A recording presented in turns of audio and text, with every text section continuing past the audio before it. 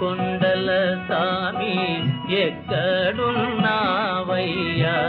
ఎన్ని మెట్లెక్కినా కానరావేమయ్యా.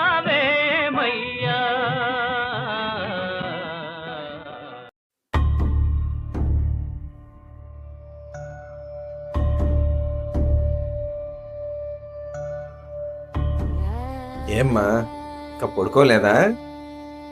నానా నిద్ర రావట్లేదు నాన్న, ఏదైనా కథ చెప్తావా? ఏ కథ చెప్పాలమ్మా నీకు? ఏ కథ చెప్పాలి? సరే చెప్తా విను.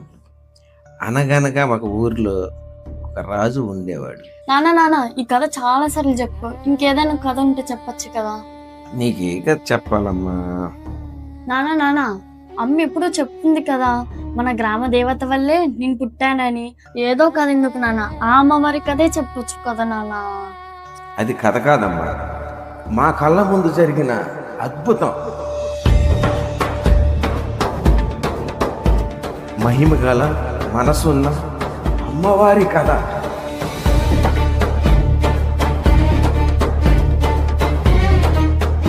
కొన్ని సంవత్సరాల క్రితం విశాఖపట్నంలో